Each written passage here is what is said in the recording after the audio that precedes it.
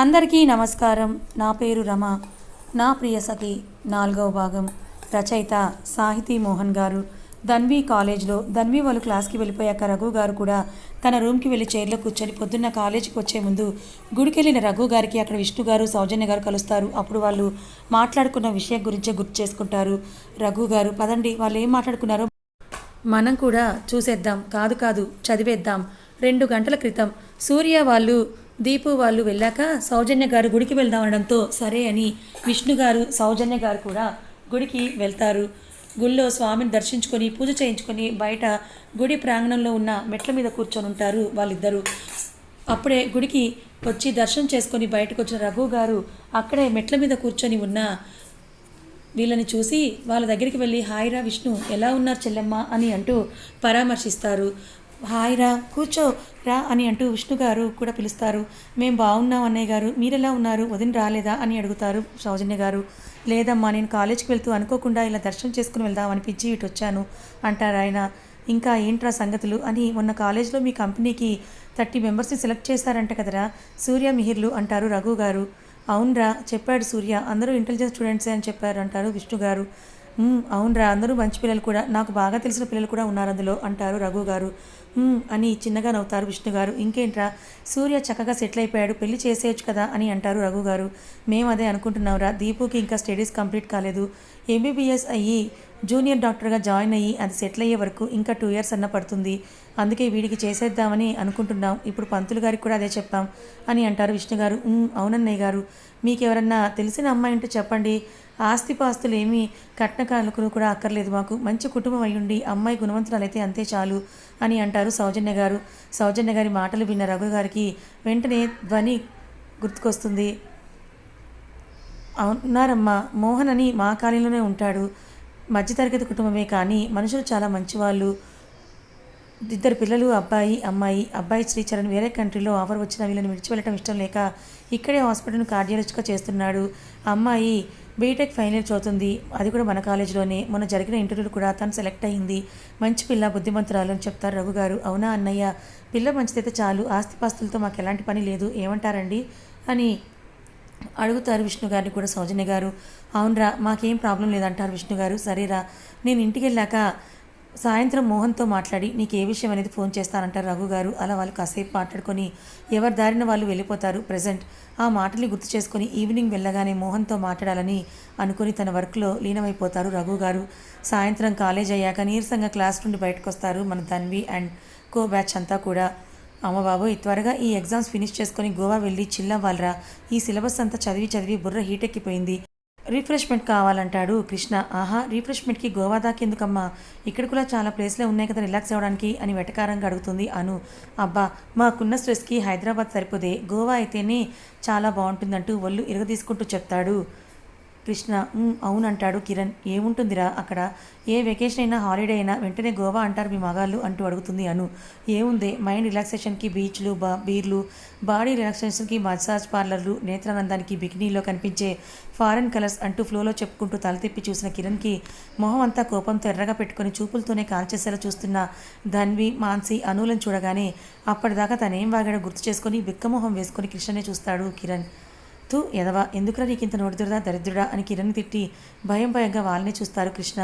తన చున్నీ తీసి నడుము కట్టుకొని పిడికిలు బిగించి గాజు వెనక్కి నెట్టుకుంటూ, ఏరా నీకు ఇప్పుడు బీచ్లు బీర్లు తక్కువయ్యాయా, పైగా నేనుండగా వేరే కలర్స్ కావాలా నీకు అంటూ కృష్ణ నీ పరిగెత్తిస్తుంది అను లాస్ట్లో అన్న మాటలకి మిగిలిన బ్యాచ్ షాక్ అయితే పరిగెడుతున్న కృష్ణ సడన్గా ఆగి వెనక్కి తిరిగి తన వెనకే వచ్చిన అనుని పట్టుకొని ఆపి కమ్ అగైన్ అని అంటాడు కృష్ణ అలా అడగగానే తనేమందో అర్థం చేసుకొని నాలికి ఖర్చుకొని ఏమన్నా మేము పక్కనుండగల కలర్స్ అంటూ ఎలా వాగుతావురా అన్న మాటని మార్చేస్తుంది అను. కృష్ణ ఇంకా తన వంక అనుమానంగా చూస్తుంటే చూసించాలు, ఇప్పటికే లేట్ అయింది, నన్ను ఇంట్లో డ్రాప్ చేసి నువ్వు వెళ్ళు అంటూ కృష్ణకి మాట్లాడే ఛాన్స్ ఇవ్వకుండా షాక్లో చూస్తున్న మిగిలిన వాళ్ళకి బాయ్ చెప్పేసి కృష్ణ లాక్కెళ్ళిపోతుంది అను. తన వెనకే ఏమీ అర్థం కాక బుర్రగోక్కుంటూ వెళ్ళిపోతాడు కృష్ణ.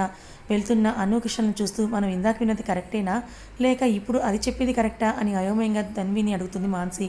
ఇందాకడితే కరెక్ట్, కానీ నువ్వు ఇప్పుడు కిరణ్తో అన్నకు వాడలి కృష్ణతో అంటాడు, అదెందుకు చెప్పలేదో కనుక్కున్నాక చూద్దాం అని కిరణ్కి బాయ్ చెప్పి మాన్సిని తీసుకుని వెళ్ళిపోతుంది ధన్వి. తాను కూడా అయోమయంగా ఆలోచిస్తూ ఏమీ అర్థం కాక ఏమోలే అని బండి స్టార్ట్ చేసుకొని షాపింగ్ పని ఉంటే మాల్కి వెళ్తాడు కిరణ్. మాన్సిని వాళ్ళ ఇంట్లో డ్రాప్ చేసి ఇంటికి వచ్చి బ్యాగ్ని సోఫాలో పడేసి తాను సెటిల్ అయిపోయి అమ్మా అమ్మా అని అంటూ అరుస్తుంది ధన్వి. ధన్వి అరుపులో కిచెన్లో పకోడీలు వేస్తున్న సాహితీ గారు ఉలిక్కిపడి వచ్చేసింది రాక్షసి అని నవ్వుకుంటూ కిచెన్లో నుంచి హాల్లోకి వస్తారు. ఆవిడ వచ్చేలోపే మళ్ళీ అమ్మా అమ్మ అని అరుస్తుంది ధన్వి. ఒసేయ్ ఒసేయ్, ఎందుకే నువ్వు అలా అరుస్తూ ఉంటావు చెవులు చిల్లులు పడేలాగా? నీ అరుపులకి ఎప్పుడో ఒకప్పుడు నాకు చెవులు రావడం గ్యారంటీ అని అంటారు సాహితీ గారు. నేనెక్కడ అరిచానమ్మా, అమ్మ అని పిలిచాను అంతే అని ఇన్నోసెంట్గా ఫేస్ పెట్టుకొని చెప్తుంది ధన్వి. అప్పుడే లోపలికి వస్తున్న చరణ్ మోహన్ గారితో ఇది రాగానే మొదలెట్టేసినట్టుంది నాన్న అని అంటూ ఉంటాడు. ధన్వి ఫేస్ చూసి నవ్వుతూ అబ్బా ఎంత ఇన్నోసెంట్ ఫేస్ పెట్టావే, నిన్ను ఇలా తెలియని వాళ్ళు చూస్తే ఎవరైనా నువ్వెంత అమాయకురాలుగా అనుకుంటారంటాడు చరణ్. ఏరా నీకు మీ అమ్మకి ఎప్పుడు నా బంగారు తల్లి నడవైన పని, నిజంగా నా తల్లి అమాయకురాలే అంటూ ధన్వి పక్కన కూర్చొని భుజం చుట్టూ చేయి వేసి అంటారు మోహన్ గారు. ఆయన మాటలకి అబ్బా మీరు మీ కూతురి అమాయకులు పాపం, అల్లరంటే ఏంటో కూడా తెలియదు మీ ఇద్దరికి అంత అమాయకులు అంటూ చేతులు మూతి తిప్పుతూ అంటారు సాహితీ గారు. అవును మీకు తెలిసినట్టుగా మాకు తెలీదు, ఎందుకంటే మేము కోతి బ్యాచ్ కాదు కదా అంటారు మోహన్ గారు. అంటే నేను నా కొడుకు కోతులమా అని మోహన్ గారిని కోపంగా చూస్తారు సాహితీ గారు. ఆ మాట నా నోటితో నేను ఎలా చెప్పను, కొన్ని మీరే తెలుసుకోవాలి అని నవ్వుతూ ధన్విని చూసి కన్ను కొడతారు మోహన్ గారు. హాహా అని నవ్వుతూ ఆయనకు హైఫై ఇస్తుంది ధన్వి. వీళ్ళిద్దరినీ ఇలా చూస్తూ ఉడుక్కుంటూ మూతి తిప్పుకుంటారు సాహితీ గారు. తిప్పుకుని చాలే కానీ నన్ను నా కూతుర్ని ఎలా తిడదామా అన్న ఆలోచనే కానీ అయ్యో పిల్లలు మొగుడు కష్టపడి వచ్చారే వాళ్ళకి కాఫీ ఇద్దామని ఏమైనా ఉందా అంటారు మోహన్ గారు. అవును పాపం, మీరేమో శాంతమూర్తులు, నేనేమో గయ్యాల్ని, ఎప్పుడెప్పుడు మిమ్మల్ని తిడదామా అని కాచుకొని కూర్చున్నా అంటారు సాహితీ గారు. హహా ఇదేనే నీలో నాకు నచ్చేది, నువ్వేంటో ఎవరు చెప్పకుండా నువ్వే తెలుసుకుంటావని నవ్వుతారు మోహన్ గారు. నేనేంటో తెలుసుకున్నానా ఏంటి నేను అని ఆలోచిస్తారు సాహితీ గారు. హాహా అని ఆవిడ దగ్గరికి వచ్చి ఇందాక నువ్వే కదమ్మా గయ్యాలని అన్నావు, నువ్వు గయ్యాలివని నువ్వు ఒప్పుకుంటుంటే కదా, అందుకే నాన్న అలా అన్నారని పెద్దగా నవ్వుతుంది ధన్వి. ఆవిడ ఉరుకృషంగా నన్ను గయ్యాలంటావని నువ్వు అంటూ ధన్వి చెవి పట్టుకుంటారు సాహితీ గారు. అప్పటిదాకా సోఫాలో కూర్చొని నవ్వుతూ వీళ్ళని చూస్తున్న చరణ్ టక్కులు లేచొచ్చి అమ్మ వదులుమా పాపం నొప్పొస్తుంది చెల్లికి అని అంటాడు. ఇదిగో కాదు అని అంటూ ఆ పనులే చేస్తే గయ్యాలి అనక ఇంకేమంటారు, ముందు నా చిట్టి తల్లి చెవొదులు అని అంటారు మోహన్ గారు కూడా. ధన్వి చెవొదిలి పెట్టి అసలు మీ వల్లే ఇది ఇలా తయారైంది మిమ్మల్ని అంటూ ఆయన దగ్గరికి వెళ్ళబోతూ ఉండగా అప్పుడే గుమ్మం దగ్గర నవ్వులు వినబడి అందరూ కూడా తల తిప్పి అటువైపుగా చూస్తారు. రఘు గారు నవ్వుతూ మీరా రఘు రండి రండి కూర్చోండి అంటారు మోహన్ గారు. రఘు గారు కూర్చొని ధన్విని చూడగానే ఆయన చూసి అలిగి రూమ్లోకి వెళ్ళిపోతుంది ధన్వి. ఏంటి అంకుల్ అది మిమ్మల్ని చూసి అలిగింది అంటాడు చరణ్. ఆహా అదా పొద్దున్న అమ్ములు అన్న అందుకనే అలిగిందంటారు రఘు గారు. అందరూ నవ్వుకుంటూ ఉండగా అందరికీ పకోడీలు కాఫీలు తెస్తానంటారు సాహితీ గారు. ఏంటి రఘు ఈ టైంలో వచ్చారు, ఏమైనా మాట్లాడాలా అంటారు మోహన్ గారు. ఏముంది ఇక్కడలానే కాలేజీలో కూడా ఏదో అల్లరి పని చేసే ఉంటుంది మీ కూతురు, అందుకే వచ్చుంటారంటారు సాహితీ గారు. ఆహా ధన్వి గురించే మాట్లాడడానికి వచ్చాను కానీ తన అల్లరి గురించి కాదు పెళ్లి గురించి అని అంటారు రఘు గారు. ఆయన మాటకి చరణ్ సాహితీ గారు మోహన్ గారు ముగ్గురు మొహమొహాలు చూసుకుంటూ ఉంటారు. పెళ్ళేంటి అంకుల్ అని అంటాడు చరణ్. వీళ్ళిద్దరూ కూడా ఆయన ఏం చెప్తారా అని చూస్తూ ఉంటారు మోహన్ గారిని చూస్తూ. అవును మోహన్, మన అమ్ములుకి ఒక మంచి సంబంధం చూశాను, విష్ణు అని నాకు చిన్నప్పటి ఫ్రెండ్, పెద్ద సైంటిస్ట్గా పనిచేసి రిటైర్ అయ్యాడు అతను, ఇప్పుడు ఇక్కడే సెటిల్ అయ్యారు. అబ్బాయి చాలా మంచివాడు, బుద్ధిమంతుడు, గుణవంతుడు, తానే సొంతంగా సాఫ్ట్వేర్ కంపెనీని పెట్టాడు. భరద్వాజ్ కంపెనీ సీఈఓ సూర్యతేజ పేరు వినే ఉంటావు కదా, అతనే అబ్బాయి అంటారు రఘు గారు. అవును, చిన్న వయసులోనే ఎంతో కష్టపడి తన కంపెనీని ఇండియాలోనే టాప్ 10లో ఒకటిగా నిలిపారు, నేను విన్నాను అని అంటారు చరణ్. అతనే అని అంటారు రఘు గారు. మరి అంత గొప్పవాడంటున్నావు, వాళ్ళు బాగా స్థితివంతులేమో, వాళ్ళకి మనం తూగగలమా అంటారు మోహన్ గారు. లేదు మోహన్, నువ్వు అలాంటి అనుమానాలు ఏం పెట్టుకోకు, వాళ్ళకి ఆల్రెడీ మీ గురించి మన అమ్ముల గురించి అంతా చెప్పాను, మీకు ఇష్టమైతే వాళ్ళకేమీ ప్రాబ్లం లేదని మిమ్మల్ని కనుక్కొని వాళ్ళకి ఏ విషయం చెప్పమని చెప్పారు అని అంటారు రఘు గారు. అయినా మోహన్ గారు ఆలోచిస్తూ ఉంటే ఆయన చెయ్యి మీద చేయి వేసి సూర్యని చిన్నప్పటి నుంచి చూస్తున్నానరా, మన అమ్ములకి సరైన జోడి, వాళ్ళు సూర్యకి సంబంధాలు చూస్తున్నామని చెప్పగానే నాకు మన అమ్ములు అయితేనే కరెక్ట్ అని అనిపించింది, తనే గుర్తుకొచ్చింది. అందుకే పిల్లలు లేని మాకు కూతుర్లా నా ఇంట్లో తిరిగి ఆ లోటు తెలియకుండా చేసింది మోహన్ అమ్ములు. అలాంటి తన గురించి ఆలోచించకుండానే నేను నీ దాకా వస్తానా చెప్పు, నన్ను నమ్ము మోహన్. సూర్య లాంటి అబ్బాయి మన అమ్ములకి భర్తగా వస్తే తనకి జీవితాంతం కూడా చాలా బాగుంటుంది, కుటుంబం కూడా చాలా మంచిది, చెల్లెమ్మ కూడా మన అమ్ములుని బాగా చూసుకుంటుంది సొంత కూతురులాగా అని అంటారు రఘుగారు. బావగారు ఇంత ఇదిగా చెప్తున్నారంటే మంచి సంబంధం అయి ఉంటుంది. కోరి వస్తున్న అదృష్టాన్ని కాదనుకోవడం ఎందుకు? ఒకసారి ఆలోచించండి అంటారు సాహితీ గారు. నువ్వేమంటావురా అని చరణ్ అడుగుతారు మోహన్ గారు. అంకుల్ ఇంత బాగా చెప్తున్నారంటే నాకు కూడా మంచిది అనిపిస్తుంది నాన్న, కానీ ఒకసారి అమ్ముల అభిప్రాయం కూడా అడుగుదామని అంటాడు చరణ్. తనని అడిగి ఈ విషయం రాత్రికి నాకు చెప్పండి అని టైం చూసుకొని అమ్మో 6 అయిపోయింది, ఇంక నేను బయలుదేరుతానంటారు రఘు గారు. కాసేపు కూర్చోండి అంటారు రఘుని. మోహన్ గారు అమ్మో లేదు మోహన్, మీకు ఈ విషయం చెప్దామని కాలేజ్ నుంచి డైరెక్ట్గా ఇంటికే వచ్చేసాను. ఇంక నేను ఇంకా రాలేదని అక్కడ నాపై జానకి కారాలు బిర్యాలు నూరుతూ ఉంటుంది. వీలైతే రాత్రికి వస్తానని చెప్పి వెళ్ళిపోతారు రఘు గారు. ఏవండి ఒకసారి ఈ విషయం దానికి కూడా చెప్తామండి అంటారు సాహితీ గారు. సరే అని ముగ్గురు ధన్వి రూమ్కి వెళ్తారు. వీళ్ళు ఫ్రెండ్ అయ్యేసరికి ఫ్రెష్ అయ్యి బాల్కనీలో ఉన్న ఉయ్యాల్లో కూర్చొని మొక్కల్ని చూస్తూ ఉంటుంది ధన్వి. ఏంట్రా కిందకి రాకుండా ఇక్కడే కూర్చున్నావు అని అంటూ తన పక్కనే కూర్చుంటారు మోహన్ గారు. మెట్ల దాకా వచ్చాను నాన్న, మీరందరూ అంకుల్తో ఏదో సీరియస్ డిస్కషన్లో కూర్చున్నారు కదా, మీ మధ్య నేను ఎందుకులే అనుకొని ఇక్కడ కూర్చున్నా అంటూ మోహన్ గారు ఎవరో తలపెట్టుకొని పడుకుంటుంది ధన్వి. హాహా అని నవ్వుతూ ఆ సీరియస్ డిస్కషన్ నీ గురించేనే అంటాడు చరణ్. నా గురించా ఏంటన్నయ్యా అని అంటుంది ధన్వి. తన ఒళ్ళో ఉన్న ధన్వి తల నిమురుతూ ఏం లేదురా, రఘు అంకుల్ నీకు పెళ్లి సంబంధం తెచ్చాడు అని అంటారు మోహన్ గారు. టక్కును లేచి కూర్చొని పెళ్ళా అని అప్పుడే నాకు పెళ్ళేంటి నాన్న అని అంటుంది ధన్వి. ఇంకా చిన్న బొప్పివు మరి, అప్పుడే పెళ్ళేంటంట, 23 ఏళ్ళు వచ్చాయి, ఇప్పుడు కాక 30 ఏళ్ళు వచ్చాక చేసుకుంటావా ఏంటి అని అంటారు సాహితీ గారు. ఊహుహు చూడు నాన్న ఎలా అంటుందో అమ్మ అంటుంది ధన్వి. అబ్బా సాహితీ నువ్వు ఉండు అని ఆవిడ నాపి అమ్ములు ఇటు చూడు, నాన్న ఏం ఆలోచించినా నీ మంచి కోసమే కదా, నీకు నచ్చని పని ఈ నాన్న ఎప్పుడైనా చేశాడా అని అంటారు మోహన్ గారు. ఆయన భుజంపై తలవాల్చి లేదంటుంది ధన్వి. తల్లి నీ మనసులో ఎవరైనా ఉన్నారా అని అడుగుతారు మోహన్ గారు. అలాంటిదేమీ లేదు నాన్న, ఒకవేళ ఉంటే నీ దగ్గర దాస్తానా, నువ్వే నాకు అందరికంటే బెస్ట్ ఫ్రెండ్వి కదా, అలాంటిది ఏవైనా ఉండే ముందే నీకే చెప్పేదాన్ని కదా అని అంటుంది ధన్వి. మరెందుకురా వద్దంటున్నావు అని అడుగుతారు మోహన్ గారు ధన్విని అనునయంగా. చరణ్ కాదురా, అది ఇప్పుడే కదా స్టడీస్ కంప్లీట్ అయ్యాయి, ఇంకా ఎగ్జామ్స్ కూడా అవ్వలేదు, పైగా జాబ్ వచ్చింది, అందులో జాయిన్ అవ్వకుండానే పెళ్ళంటే ఎలా అని అంటుంది ధన్వి. పెళ్లి చేసుకుంటే జాబ్ చేయకూడదని ఎవరు చెప్పారే, నీకు అబ్బాయి నచ్చితే జాబ్ గురించి నేను మాట్లాడతా బావగారితో అంటాడు చరణ్. ఒకసారి వాళ్ళని అబ్బాయిని చూడరా, నీకు నచ్చితేనే సరే, నచ్చకపోతే అప్పుడే నేను చెప్తాను రఘుతో వద్దని అంటారు మోహన్ గారు. ధన్వి కాసేపు ఆలోచించి సరేనన్న మీ ఇష్టం అని అంటుంది. ధన్వి మాటలకు అందరూ ఆనందపడతారు. కాసేపు వాళ్ళు మాట్లాడుకున్నాక సరే మీరు కిందకి రండి, నేను డిన్నర్ అరేంజ్మెంట్స్ చేస్తానని వెళ్ళిపోతారు సాహితీ గారు. ఓకేరా మేము ఫ్రెష్ అయ్యి వస్తాం, నువ్వు వచ్చేసాయి అని చరణ్ మోహన్ గారు వెళ్ళిపోతారు. అందరూ వెళ్ళిపోయాక ఇప్పుడే పెళ్లి చేసుకోవడం కరెక్టేనా, నాన్న కూడా ఒప్పుకున్నారంటే మంచి వాళ్ళే అనుకుంటా, అతను ఎలా ఉంటాడు, నన్ను అర్థం చేసుకుంటాడా, ప్రేమగా ఉంటాడా, లేక భర్తను అనే హక్కు అధికారం చూపించి నన్ను డామినేట్ చేస్తాడా అని పరిపరి విధాల ఆలోచిస్తూ ఉంటుంది అమ్ములు. డిన్నర్ చేద్దు కానీ రా అని వాళ్ళ అమ్మ మాటలకి ఆలోచనల నుంచి పక్కన పెట్టేసి కిందకి వెళ్ళిపోతుంది ధన్వి వెళ్ళేసరికి మోహన్ గారు చరణ్ కూడా ఆల్రెడీ అక్కడ కూర్చొని ఉంటారు.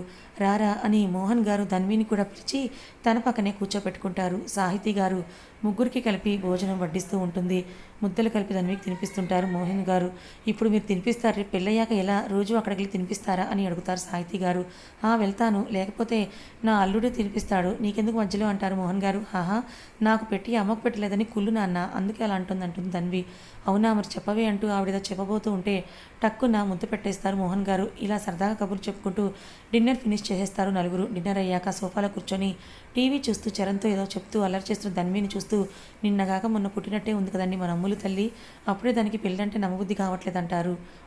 అవును సాహితి, నా బంగారు తల్లి, నాన్న అంటూ నా గుండెల మీద నడిచినట్టే ఉంది, అప్పుడే తన భర్త వేలు పట్టుకొని 7 అడుగులు వేసేంత పెద్ద అయిపోయింది, కాలం చాలా త్వరగా గడిచిపోయినట్టు అనిపిస్తోంది అని అంటూ ఆవిడ భుజం మీద చేసి చరణ్తో నవ్వుతూ ఏదో మాట్లాడుతూ ఉన్న ధన్వినే చూస్తూ చెప్తారు మోహన్ గారు కూడా.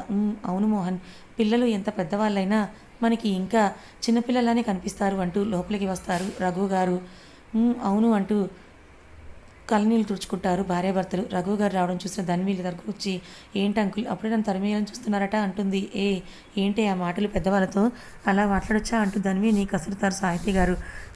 ఏం కాదులేమ్మా, నాతో కాక ఇంకెవరితో మాట్లాడుతుందిలా అని ధన్వి దగ్గరికి వచ్చి తల నిమురుతూ ఏరా నాన్న చెప్పారు కదా నీకు ఓకేనా అని అడుగుతారు రఘు గారు.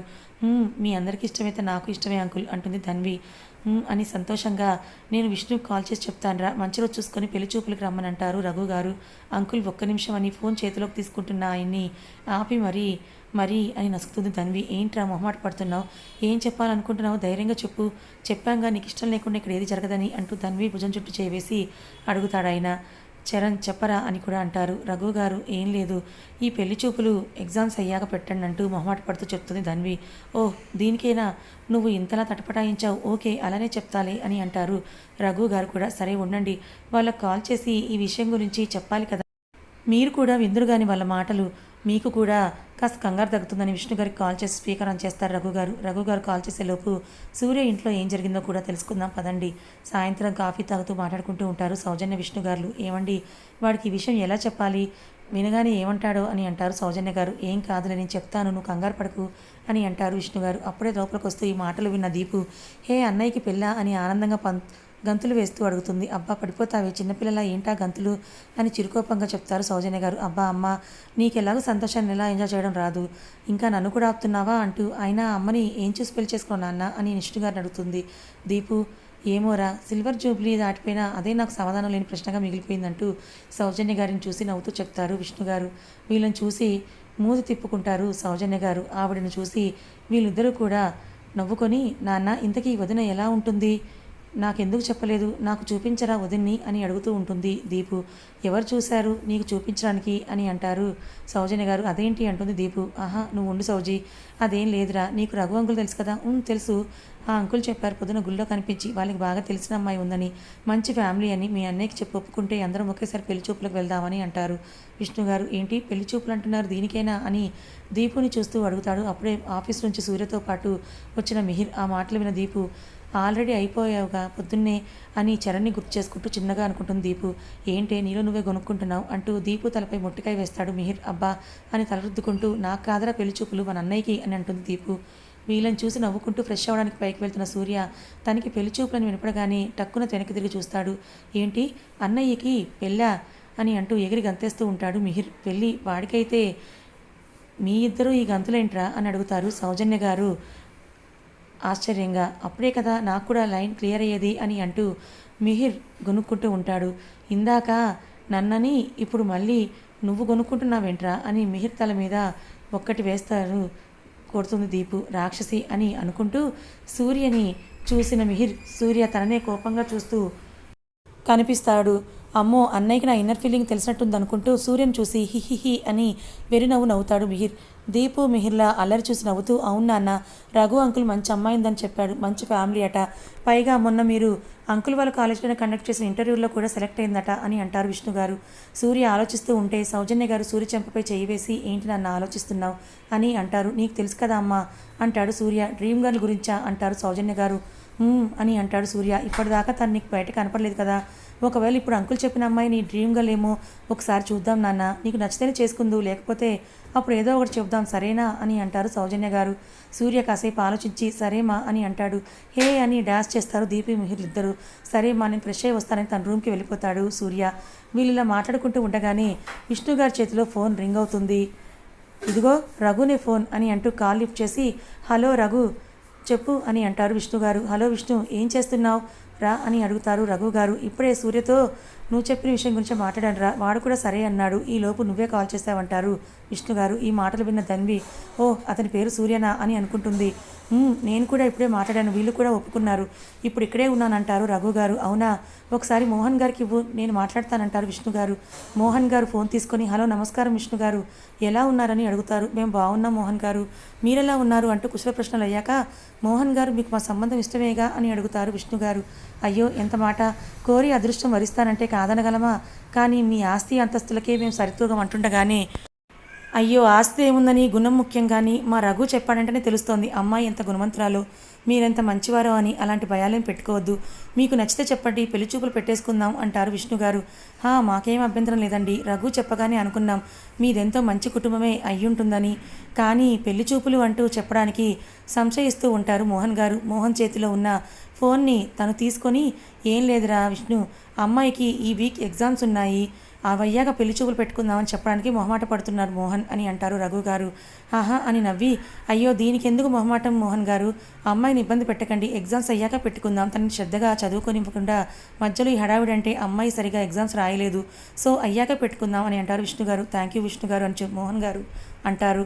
అయ్యో దీనికి థ్యాంక్స్ ఎందుకండి, నాకు అమ్మాయి ఉంది, అది ఎంబీబీఎస్ చదువుతోంది, నాకు తెలుసు పిల్లల ఎగ్జామ్స్ అప్పుడు ఎంత టెన్షన్గా ఉంటారో అని నెక్స్ట్ వీక్లో మంచి రోజు చూసి ఫోన్ చేస్తాను, ఉంటాను అని ఫోన్ పెట్టేస్తారు విష్ణు గారు. మోహన్ గారు వాళ్ళు అన్నీ అర్థం చేసుకునే మంచి ఫ్యామిలీ, మంచి సంబంధం కుదరబోతుందని ఆనందపడిపోతారు. కథ ఇంకా ఉంది. మొత్తానికి మన సూర్య ధన్వీలు డైరెక్ట్గా పెళ్లి చూపులనే చూసుకుంటారా, లేకపోతే ఆఫీస్లో ఏమైనా తన ఎంప్లాయీగా సూర్య ధన్వీని చూస్తాడంటారా? కానీ మన సూర్య డ్రీమ్ గర్ల్ అని అంటున్నాడే, ఆ డ్రీమ్ గర్ల్ ఎవరై ఉంటారని మీరు అనుకుంటున్నారు? తెలుసుకోవాలనుకుంటే ఛానల్ని ఫాలో అవ్వండి. కథ నచ్చితే లైక్ చేయండి, మరికొంతమందికి షేర్ చేయండి. ఇలాంటి మరిన్ని మంచి కథల కోసం ఛానల్ని సబ్స్క్రైబ్ చేసుకోండి. Thank you so much for watching.